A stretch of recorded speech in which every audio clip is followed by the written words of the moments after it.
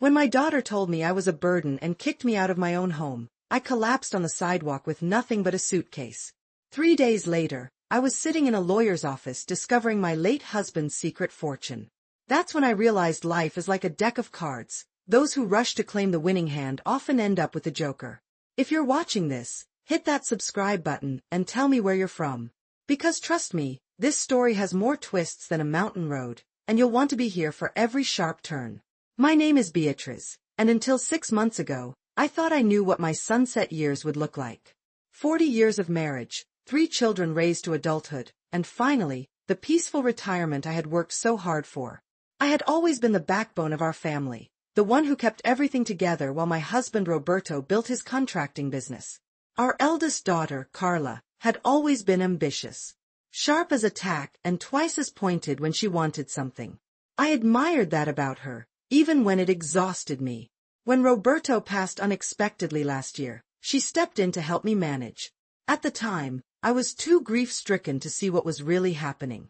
"Mom, you need to think practically," she said one evening, spreadsheets spread across what used to be Roberto's desk. "This house is too expensive for you to maintain alone." "But your father and I paid off the mortgage 15 years ago, I replied, confused. She sighed that patronizing sigh that makes you feel like you're suddenly the child. "Property taxes, utilities, maintenance. You're living on a fixed income now. We need to be realistic." What Carla meant by realistic became clear within weeks. She and her boyfriend Henrico started suggesting I move into the guest house while they took the main house. For my own good, of course. Less to clean, fewer stairs for my aging knees. I resisted. This was my home. Every corner held memories of the life Roberto and I built. "You're being selfish, Mom," Carla said one Sunday afternoon. Henrico stood behind her, arms crossed, nodding. "Think about your future. Think about your grandchildren's future." I was still trying to process Roberto's death, still finding his reading glasses in odd places around the house, still reaching for his hand in the middle of the night. And now my daughter wanted me to give up the only place where I still felt his presence. "I'm sorry, Carla, but no. This is my home." Her eyes narrowed. That's when I saw it, the flash of something cold and calculating that I'd never noticed before. "Actually, Mom, it's not just your home. Dad left his share to all of us. Script part separator, equals. She pulled out papers I'd signed in the fog of grief, documents I now realized transferred partial ownership to her. I trusted her to help with the paperwork. What a fool I'd been. 3 weeks later came the showdown. I was in the garden, tending to Roberto's prized roses, when Carla arrived with 2 men I didn't recognize. "Mom, these gentlemen are here to help you move your things." I stood, dirt still on my knees. "Move my things? Where?" "I'm not going anywhere." Carla smiled that tight smile that never reached her eyes. "We've found you a lovely senior apartment. It's all arranged. Without asking me. This is my home, Carla. It's our home now. The papers you signed, remember?" She looked at her watch impatiently. "You have 3 hours to pack what you want to take. The rest will be donated." "You can't do this." "I can and I am. You're becoming a burden, Mom. Henrico and I have our future to think about." The word burden hit me like a physical blow. After everything, the midnight fevers I'd soothed, the college tuition I'd scrimped for, the wedding I'd emptied my savings to pay for, I was now a burden. I called my younger children. Marco was traveling in Europe. Elena said she'd call me back but never did. I later learned Carla had told them I was becoming confused and difficult. By sunset, I was standing on the sidewalk with 2 suitcases and my purse, watching movers carry in Carla and Henrico's furniture. When I started crying, Carla handed me an envelope. "Here's enough for 3 months' rent. Get yourself together, Mom." The door closed. 40 years of memories, locked away from me. I stumbled to the curb and simply collapsed. Mrs. Gutierrez from next door found me there an hour later, helped me to her house, and called my oldest friend, Rita. "You'll stay with me," Rita insisted, her voice crackling with anger when she heard what happened. "And then we're getting you a lawyer." Script part separator, equals. I stayed with Rita for a week, moving through her house like a ghost. Grief isn't just for those who've died, I realized. You can mourn the living too. You need to eat something, Rita urged, pushing a plate toward me. I'm not hungry, I mumbled, staring at the unfamiliar ceiling. I keep thinking about the photo albums. All of Roberto's letters. Things I can never replace. Rita sat beside me. Beatriz, listen to me. What Carla did was illegal, regardless of whatever papers you signed. You were Roberto's wife. You have rights. What's the point? My voice sounded foreign even to me. My own daughter, my own flesh and blood. The point is justice, Rita said firmly. And practical considerations. Where will you live? How will you support yourself? The questions hung in the air. Roberto had handled our finances. I'd been a homemaker, then worked part-time at the library. My social security wouldn't cover much. I don't even know what we had, I admitted. Roberto always said we were comfortable, not wealthy. But Carla seemed so determined to get the house. Rita's eyes narrowed. Doesn't that strike you as odd? A 4-bedroom house in an aging neighborhood? What would she and Henrico want with all that space? I hadn't considered that. Maybe they're planning to have children? Maybe. Rita didn't sound convinced. Or maybe there's something about that house or Roberto's affairs that you don't know about. The thought sent a chill through me. Roberto and I had always been honest with each other. Hadn't we? The next morning, I found Rita making calls. By afternoon, we were sitting across from Daniel Blackwood, a friend's son who specialized in elder law. Mrs. Morales, what your daughter did constitutes elder abuse and financial exploitation, he said after hearing my story. But before we file anything, I'd like to investigate what assets were actually left by your husband. Do you have any of his financial statements? Tax returns? I shook my head, feeling useless. Everything is at the house. Daniel leaned forward. Were you the beneficiary on his life insurance? Yes, but it was small. Just enough for the funeral and a few months of expenses. And did Roberto have a will? I'm not sure. The admission felt like another failure. Carla said he didn't. That everything automatically went to her and her siblings. Daniel's expression darkened. Mrs. Morales, I think we need to do some digging. Script part separator, ===. 2 days later, Daniel called with news that made my hands shake. Mrs. Morales, I need you to come to my office immediately. There's something you need to see. When I arrived, his conference room table was covered with documents. These are property records, bank statements, and corporate filings I've managed to access. He pointed to a stack. Roberto owned more than just your home. There's commercial property downtown, rental units in Henderson, and a vacation cabin in Tahoe. That's impossible, I whispered. We lived modestly. I'd never even been to Tahoe. There's more.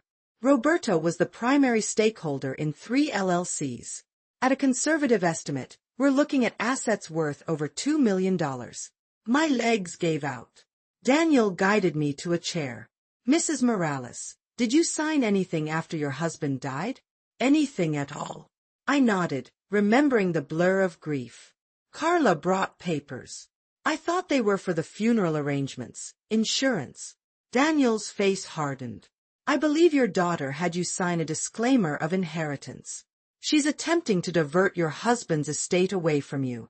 But why would Roberto hide all this from me? That's what I intend to find out. He pulled out another document. We're filing an emergency injunction today to freeze all assets. And we're petitioning for a full accounting of the estate. Outside his office, I leaned against the wall, trying to breathe. The man I'd been married to for 40 years had secret properties, secret companies. Had he also had a secret life? My phone rang. It was Carla. Mother, I heard you've hired a lawyer. She sounded furious. You're embarrassing yourself. No, Carla. I think I'm finally waking up. You signed those papers willingly. Under false pretenses. While grieving. She laughed, a cold sound. Good luck proving that. Nobody's going to believe a confused old woman over me. The call ended. I stared at the phone, something hardening inside me. This wasn't just about a house anymore. This was about truth, about justice, about reclaiming my dignity. And Carla had just declared war. Script part separator ===. I collapsed onto my couch at Rita's house, mind reeling from what Daniel had uncovered. $2 million. Properties I'd never heard of. Companies with Roberto's name. How could I have been so blind? You look shell-shocked, Rita said, handing me tea. I don't know who my husband was, I whispered. I don't know who my daughter is.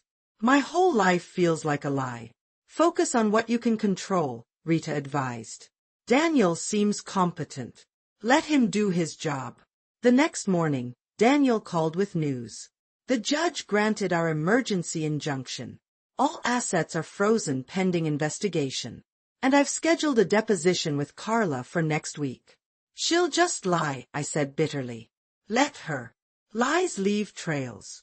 And I've found something interesting about Henrico. Carla's boyfriend? What about him? He's not just her boyfriend. He's a real estate developer. Been buying up properties in your neighborhood for the past year. The pieces started clicking together. You think they want our house for development? I think there's more to this story than a daughter being greedy. The commercial property your husband owned? It's adjacent to 3 parcels Henrico's company purchased last quarter. My phone buzzed with a text from an unknown number. You should drop this, Beatrice. Some secrets are better left buried. I showed Daniel, hands shaking. Threats now. That's promising, he said, oddly pleased. They're scared. Keep everything they send you. That afternoon, Elena finally called back. Mom, what are you doing? Carla says you're making wild accusations. Elena, your father had millions in hidden assets. Carla knew and tried to keep it from me, from all of us. Silence. Then, that can't be true. Come see the documents yourself. I need to think. She hung up. I sat staring at the phone, realizing something terrible. This wasn't just about reclaiming what was stolen from me. It was about uncovering the truth about the man I'd loved, and possibly destroying my family in the process. But I'd come too far to turn back now. Script part separator The deposition was scheduled for 9 a.m. at Daniel's office. I arrived early, stomach in knots, dressed in the one business suit I'd managed to grab before being evicted. Seeing Carla walk in with Henrico and their attorney, a slick-looking man in an expensive suit, made my heart race. Mom, Carla nodded coolly, as if we were strangers. The court reporter swore Carla in, and Daniel began his questioning. Ms. Morales, when did you first become aware of your father's business holdings? Carla smiled confidently. My father always included me in his business affairs. I've known about his investments for years. So you were aware of the commercial property downtown and the rental units in Henderson? Of course. And your mother was also aware? A flicker of hesitation. I assumed she was. Did you ever hear your father discuss these properties with your mother? I'm not privy to their private conversations. Daniel slid a document across the table. This is your father's 2017 tax return, listing only the family home and his contracting business. Can you explain why these other properties don't appear? Carla's attorney interjected. My client isn't an accountant. Daniel ignored him. Ms. Morales, did you have your mother sign a disclaimer of inheritance after your father's death? She signed willingly, Carla snapped. She wasn't interested in the hassle of managing property. A property she didn't know existed, Daniel countered. Mrs. Morales, did your father ever mention setting up trust accounts for his grandchildren? The question caught me off guard. No, never. Daniel pulled out another document. This trust agreement, established 3 years ago, allocates funds for education for all grandchildren. It requires the signature of both Roberto and Beatriz Morales. He looked at Carla. Yet here we have only Roberto's signature, and what appears to be a forgery of Beatriz's. The room went silent. Carla's face drained of color. That's absurd, Henrico interrupted. Forensic analysis says otherwise, Daniel replied calmly. That's when Carla's attorney requested a break. As they huddled in the corner, I saw Carla's composure cracking. She hissed something at her lawyer, who shook his head firmly. I leaned toward Daniel. What trust accounts? I found them yesterday, he whispered. Roberto set aside nearly $300,000 for future grandchildren's education. Without telling me. Daniel's expression was grim. Mrs. Morales, I believe your husband was preparing for something. The question is what? Script part separator, ===. When we resumed after the break, Carla looked shaken but defiant. Ms. Morales, Daniel continued, let's discuss the renovation plans your boyfriend's company filed for your parents' neighborhood. Carla's attorney objected, but Daniel pressed on. Public records show Apex Development, where Mr. Henrico Santiago serves as Chief Acquisitions Officer, has purchased 6 properties surrounding your parents' home in the last 8 months. Henrico shifted uncomfortably. I watched my daughter's face closely. That's merely coincidence, Carla said dismissively. Is it? Because city planning records show Apex has submitted proposals for a luxury condominium complex that would require demolishing an entire block, including your parents' home. The revelation hit me like a physical blow. They weren't just stealing my home, they planned to destroy it. The proposal was speculative, Henrico interjected. Nothing concrete. Daniel smiled thinly. Interesting choice of words for a development that would net approximately $12 million in profit. Carla stood abruptly. This is harassment. We're done here. Sit down, Ms. Morales, Daniel said firmly. We haven't addressed the life insurance policy yet. I frowned. Life insurance? We covered the policy after Roberto's death. Not that one, Daniel said, sliding another document forward. This one, taken out 3 years ago. A $2 million policy naming only Carla as beneficiary. The room spun around me. That's impossible. Not only possible, Daniel continued, but paid out 6 weeks ago. The same week you were evicted from your home. Carla's attorney whispered urgently in her ear, but she shoved him away. You don't understand anything, she hissed at me, eyes wild. Dad was protecting us, protecting me, from what was coming. And what was coming, Carla? I asked, my voice barely a whisper. Before she could answer, her phone buzzed. She glanced at it, and the color drained from her face. We need to leave. Now. She grabbed her purse and bolted for the door, Henrico close behind. Script part separator, ===. Daniel looked just as shocked as I was by Carla's sudden departure. What just happened? I asked. I'm not sure. He gathered the documents. But I think we struck a nerve. Someone else is involved in this. That night, I couldn't sleep. Roberto's secret businesses, the hidden insurance policy, Carla's cryptic words about her father protecting her. None of it made sense. My phone rang at 2 a.m. Unknown caller. Hello. I answered cautiously. Mrs. Morales. A man's voice, unfamiliar. I worked with your husband. We need to meet. Who is this? Someone who knows what Roberto was afraid of. Tomorrow. 10 Uhr morgens. The coffee shop on 4th and Pine. Before I could ask more, he hung up. I called Daniel immediately. It could be a trap, he warned. Or it could be answers, I countered. I'm going. Daniel insisted on coming with me. We arrived early, scanning the nearly empty shop. At exactly 10, a thin man with nervous eyes slid into our booth. I'm Vincent. I handled your husband's offshore accounts. Offshore accounts. My voice rose. What are you talking about? Vincent glanced around nervously. Roberto was preparing for something. He started moving assets 3 years ago. Said he'd received threats. Threats from whom? He wouldn't say. But he was terrified. Not for himself, for you and Carla. Carla knew about this? Vincent nodded. She's been managing these accounts since his death.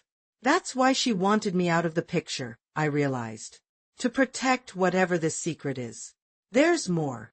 Vincent slid a flash drive across the table. Roberto left instructions to give you this if things got complicated. Script part separator, ===. The flash drive felt like a live grenade in my hand. What could possibly be on it that Roberto had hidden from me for years? That night, Daniel, Rita, and I huddled around a laptop in Daniel's office. Ready? Daniel asked, thumb hovering over the flash drive. I nodded, though nothing in me felt ready. The drive contained dozens of files, financial records, emails, photographs. But what caught my attention was a video file labeled for Beatriz, open last. E clique on a spreadsheet fast. It detailed wire transfers totaling millions, money moving through a maze of accounts across 4 countries. These aren't just business dealings, Daniel murmured. This looks like money laundering, Rita finished, her expression grim. My stomach dropped. Was Roberto involved in something illegal? I opened an email folder next. Most were between Roberto and someone identified only as M. Their exchanges were cryptic, but the tone grew increasingly threatening. The final email, dated 2 weeks before Roberto's heart attack, read, "Time's up. Either you deliver or your family pays. Your choice." I felt physically ill. Who had my husband been involved with? What had he done? Let's watch the video, I said finally. Roberto's face filled the screen. He looked exhausted, afraid. My heart broke seeing him like this, even as anger bubbled inside me. Beatriz, mi amor, he began, his voice strained. If you're watching this, something has gone wrong. First, I want you to know that everything I did to protect our family. He paused, rubbing his face. 15 years ago, I made a terrible mistake. A client approached me, Miguel Ferreira, a businessman with powerful connections. He needed help with construction projects, legitimate ones at first. Then came requests to renovate properties off the books. By the time I realized who he really was, I was in too deep. Roberto's glistene do fictícios. He's cartel, Beatriz. And once you're in, there's no getting out. I've been trying to build an escape for us, hiding money, creating new identities. Carla's been helping me. She's the only one who knows the full truth. Script part separator ===. I protected you by keeping you in the dark. Maybe that was wrong. But now you're in danger. The properties, the businesses, they're all tied up with Miguel's operation. When I died, Carla was supposed to get you out, get you somewhere safe. The revelation staggered me. The daughter I thought had betrayed me had actually been trying to protect me? But why kick me out? Why the cruelty? The video continued, Roberto looking increasingly desperate. If things have fallen apart, there's a safety deposit box at First National. Box 1127. The key is hidden in the loose brick in our garden, under the roses. It contains everything you need, new identity, accounts Miguel doesn't know about. Take change mi amor. Don't trust anyone except Carla. The video ended. E sat frozen, my world collapsing for the second time. We need to get that key, Daniel said urgently. Bate the house, Carla. No, Rita interrupted. We need to call the FBI first. This is major criminal evidence. I shook my head, trying to process it all. If Carla knew, if she was trying to protect me, why not just tell me the truth? My phone hung. Elena. Mom, her voice was panicked. Where are you? Men broke into Rita's house looking for you. They had guns. My blood ran cold. Are you safe? I'm with Carla. She says you need to come now. They know you have the flash drive. Script part separator The room felt like it was closing in around me. They knew about the flash drive. Whoever they were already hunting me. Elena, put Carla on the phone, I demanded, my hands shaking. After a moment of rustling, Carla's voice came through. Mom, listen carefully. Dad's associates think you have information that could expose their operation. You need to disappear. Why didn't you tell me the truth? Why throw me out like garbage? I was trying to protect you. Carla hissed. If you stayed in that house, you'd be dead. They were watching. I had to make it look convincing, make them think I'd cut ties with you completely. Daniel was frantically scribbling notes. I put the phone on speaker. The money, the properties, It was all part of Dad's escape plan, Carla continued. Henrico isn't just my boyfriend. He works for the DEA. We've been building a case against Miguel for years. My mind reeled. So the development project. A cover.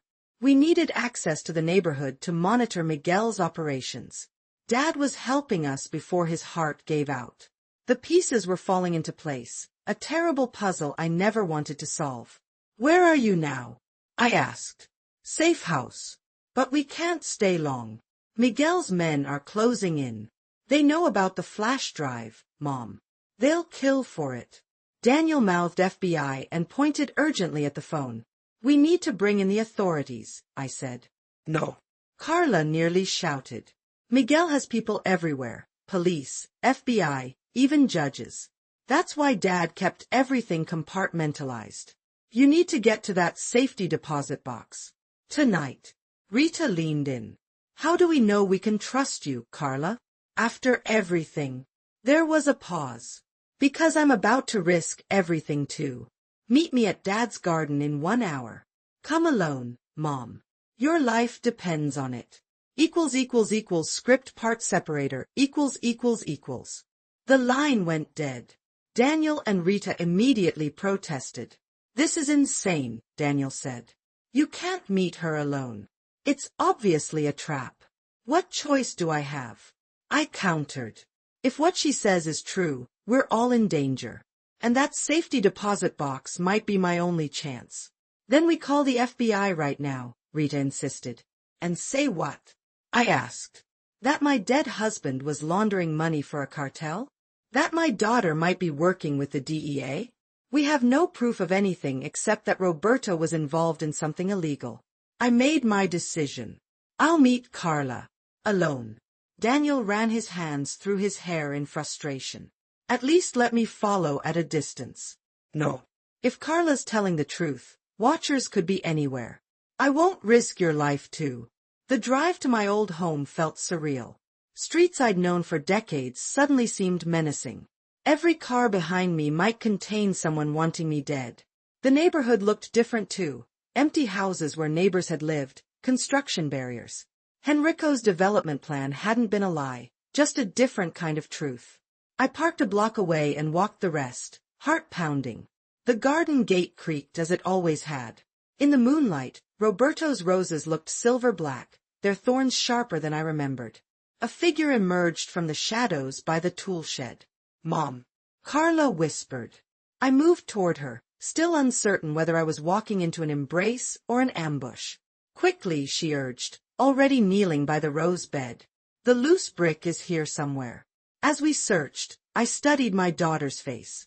There was fear there, yes, but also determination. The same expression she'd worn as a child tackling a difficult puzzle. Found it, she whispered, prying up a brick to reveal a small cavity. Inside was a small metal key attached to a plain ring. The lockbox closes at midnight, Carla said, checking her watch. We have 40 minutes. As we stood, headlights swept across the garden. Get down, Carla hissed, pulling me behind a hedge. 2 men exited the car, silhouettes against the streetlight. One held something that could only be a gun. Script part separator Miguel's men, Carla whispered. They must have been watching the house. My heart pounded so loudly I was sure they could hear it. The men moved toward the garden, flashlights sweeping across the roses. Where's the back gate? I breathed. Follow me. Stay low. We crawled through the flower beds Roberto had tended so lovingly, dirt staining my clothes. I clutched the key so tightly it bit into my palm. A flashlight beam passed inches above our heads. Check the garden shed, one man ordered in accented English. Carla froze, then pointed to a gap in the fence, one I'd never noticed before. Dad's escape route, she mouthed. We squeezed through, emerging into the neighbor's yard. From there, we hurried through backyards until we reached the next street. My car's this way, Carla said, leading me to a nondescript sedan I'd never seen before. What about my car? Leave it. They'll be looking for it. As we drove, questions tumbled from me. How did you get involved with the DEA? Why didn't Roberto tell me? How? Not now, Mom, Carla cut me off. Bank first. Explanations later. We reached First National with 15 minutes to spare. The night manager looked suspicious but let us in when Carla flashed some kind of badge. Box 1127 contained exactly what Roberto had promised. Passports with our photos but different names, bank cards, cash in 3 currencies, and a sealed envelope with my name on it. We need to go, Carla urged. Now. As we turned to leave, the bank's glass doors shattered. A man in a dark suit stepped through, gun raised. Ladies, he said with a chilling smile. Miguel sends his regards.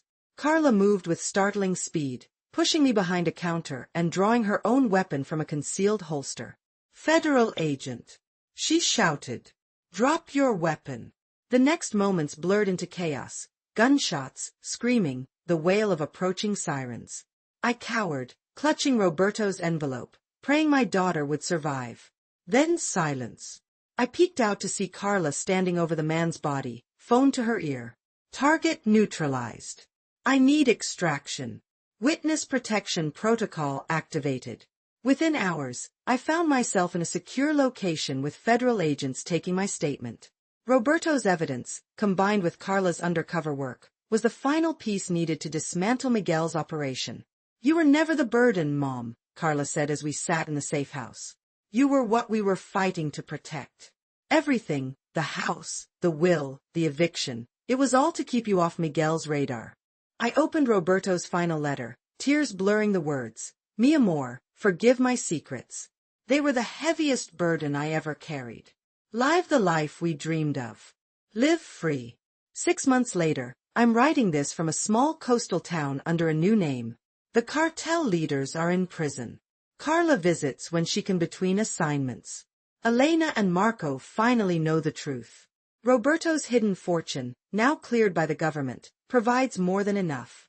But the real wealth. Knowing my husband loved me enough to protect me with his last breath. Knowing my daughter risked everything not from greed, but from love. Sometimes the greatest betrayals hide the deepest loyalties. And sometimes what looks like your worst nightmare becomes the path to an unexpected freedom.